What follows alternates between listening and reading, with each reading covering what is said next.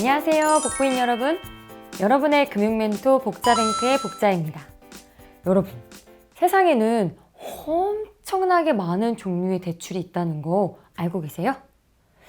우리가 잘 아는 주택담보대출, 신용대출, 그리고 학자금 대출, 기금 대출, 신용카드 대출, 또 현금 서비스, 중고차 대출, 직장인 대출, 그리고 또 금리가 엄청 높은 대부업체의 고금리 대출. 셀 수 없이 엄청 많은데요. 그런데요, 이렇게 많은 대출들을 크게는 딱 두 가지로 나눌 수가 있어요. 바로 담보대출과 신용대출. 복부인 여러분들 중에는 나는 대출 1도 몰라 하는 분들도 있을 거잖아요. 그리고 살다 보면은 부득이하게 대출을 받아야 할 경우가 굉장히 많아요. 그런데 은행에 가면 기본적인 것부터 차근차근 알려주면 좋겠지만 은행원들 너무 바빠요. 그래서 대출을 받으러 오는 사람들이 대부분 기본은 알고 온다 라고 생각을 하고 막 어려운 용어로 막 설명을 해요. 그래서 이번 시간에는 우리 복부인 여러분들이 대출에 대한 기본적인 것들을 이해하고 은행에 가서 당황하지 않도록 도와드리고자 영상을 준비해봤어요. 담보대출과 신용대출, 이 두 가지에 대해서 알아보는 시간을 가져보려고 해요. 먼저 담보대출에 대해서 이야기를 해볼게요. 담보대출은 말이죠, 돈을 빌려주는 사람한테 무언가를 딱 하고 맡기고 돈을 빌리는 거예요. 그 무언가라는 게 무엇일까요? 제 마음? 복자의 사랑? 그거는 터무니없는 소리고요. 그 무언가는 바로 현금화할 만한 가치가 있는 것들이 되는 거예요.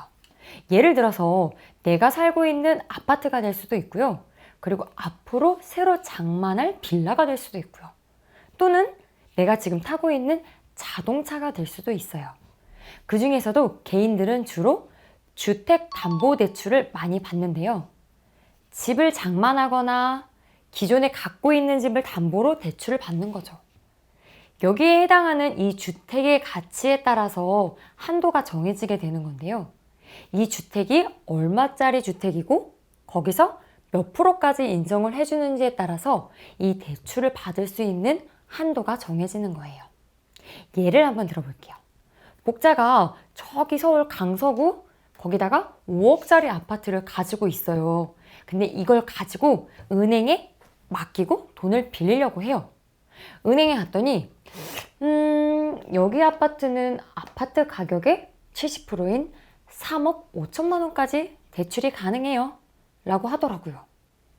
여기서 말하는 이 70%라는 게 여러분들이 많이 들어보셨을 법한 LTV라는 거예요. 영어로는 Loan to Value Ratio라는 건데요.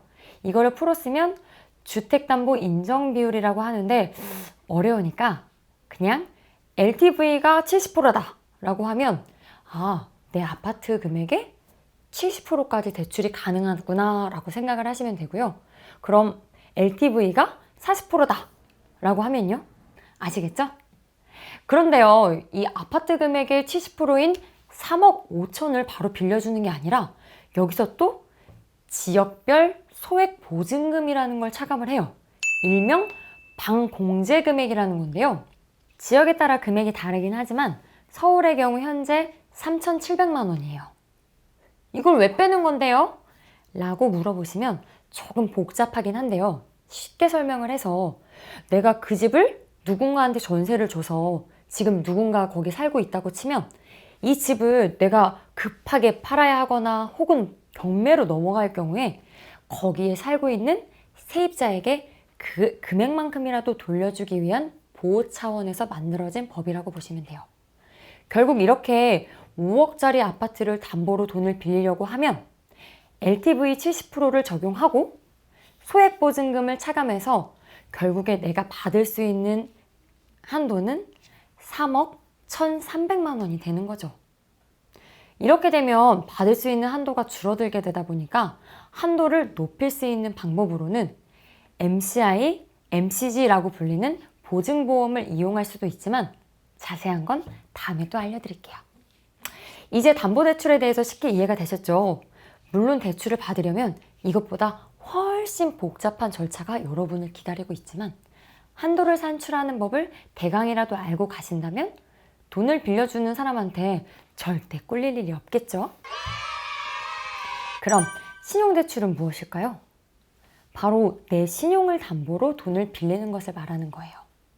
내 신용 등급, 소득이 있는지 여부, 그리고 재직 중인 회사가 어디인지 이런 것들을 종합적으로 판단을 해서 돈을 빌려주는 거예요. 직장에 다니시는 분이라면 기본적으로 내 연소득에 기반해서 대출 한도가 정해져요. 신용도가 좋거나 우량한 대기업에 다닌다거나 하면 다르기도 하겠지만 보통은 내 연소득의 70에서 100% 이내에서 한도가 정해져요. 그리고 신용대출이라는 이름에서 알 수 있는 것처럼 한도나 금리가 내 신용이 어느 정도인가, 그리고 은행 거래 실적이 어떠한가에 따라서 대출 금리에 영향을 미치기도 해요. 그래서 특히 신용 등급 관리 엄청 잘 하셔야 해요. 핸드폰 요금 한 번이라도 연체하거나 또 카드로 현금 서비스 받잖아요? 그러면 신용 등급 후두둑 떨어져요. 그리고 주변 분들 중에 이런 질문을 굉장히 많이 하더라고요. 신용대출이랑 마이너스 대출이랑 뭐가 달라? 이렇게요. 엄연히 말하면 이 마이너스 대출은 신용대출 안에 포함이 되어 있다고 보시면 돼요. 종류의 차이라기보다는요. 예를 들어서 제가 3천만 원의 신용대출을 받게 되면 은행에서 물어봐요. 일시대출로 하시겠어요? 아니면 마이너스 대출로 하시겠어요? 여기서 말하는 일시에 받는다라는 건요. 제가 이제 사인을 하고 대출 승인이 완료가 되면 내 통장에 3천만 원이 딱 하고 꽂혀요. 그래서 그 3천만 원을 바로 찾아서 필요한 곳에 다 쓰고 매월 얼마씩 나누어서 갚는 거죠. 이걸 일시대출이라고 해요. 이 마이너스 방식으로 신용대출을 받게 되면요. 아까 말한 것처럼 대출 승인이 완료가 나면 내 통장에 보이지 않는 3천만 원의 한도가 생기는 거예요.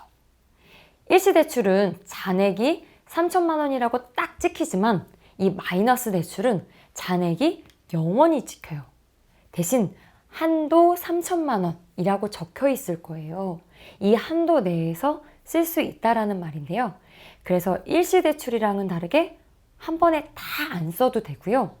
오늘 1,000만 원을 쓰고 그러면 통장에는 마이너스 1,000만 원 이렇게 찍혀요.